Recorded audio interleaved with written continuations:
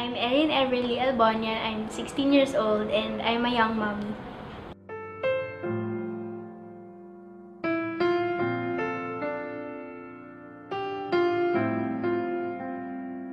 I have a broken family. Yung papa ko, dati araw-araw halos binubugbog na kami. Nag-abroad siya nung grade 3 ako. Pati yung mama ko, nung grade 6 naman ako, malis naman siya sa amin, iniwan niya kami. Ang hirap pagka wala yung magulang sa tabi mo. May pagkukulang sa akin kaya mahanap ako ng ibang comfort sa ibang tao. Kaya lumalabas ako ng bahay, gumagala kami, tumatambay. Tapos nagkaroon pa ako ng iba-ibang relasyon sa mga iba't ibang lalaki din.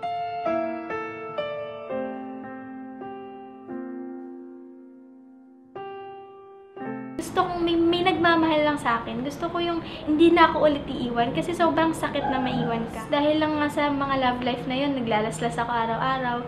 Talagang ang daming scratches na hindi mabilang. Everyday yun, papatungan ko ulit the next day. Bakit? Kasi gusto kong parusahan yung sarili ko. Gusto kong masaktan yung sarili ko. Naging manhid na ako sa sobrang sakit na ang dami ng taong parang na-feel ko na iniiwan na nila akong lahat.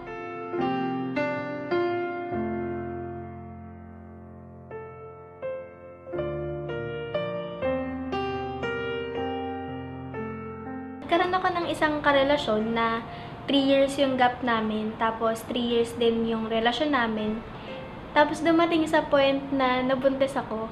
Ako ayoko talaga nung una. Kasi ako yung una-unang maapektuhan dito. Ako yung masisira yung buhay ko. Marami yung magbabago sa buhay ko. Papasok ako sa school, araw-araw. Pinagtitinginan ako ng lahat ng tao. Talagang sobra yung judgments nila sa akin. Yung chismis nila sa akin. Sobrang sakit. My life was really empty. Hindi ko na talaga siya maitatama. Isang malaking pagkakamali.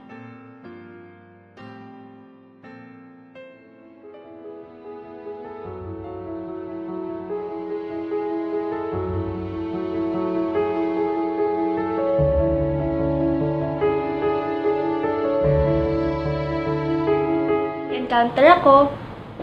And then, naramdaman ko kung gaano talaga ako kamahal ni Lord. The day mismo na natapos yung encounter ko, pag uwi ko ng bahay, sabi ko dun sa tao dun sa bahay, asan sila? Bakit walang tao? Ang sabi niya, sinusundo na ng kuya mo yung mama mo.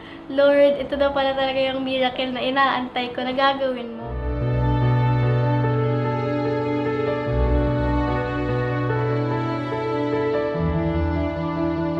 Hindi pala doon natatapos yung mga magagandang ibibigay sa'yo ni Lord.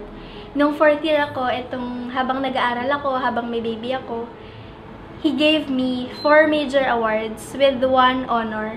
I graduated as the 4th honorable mention. Kasama ako sa mga gumraduate na umakit sa stage nung graduation. There is a new beginning, new hope, and new love na naramdaman ko kay Lord. God is a God of new beginning ay hindi yung isa kong nalaman sa mga nangyari sa buhay ko.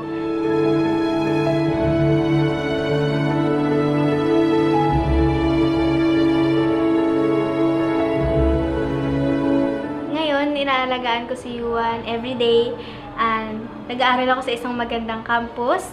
Tapos, I'm working on doing the life group inside our campus. Pagka sinuko mo yung buhay mo kay Lord, palaging may bagong simula.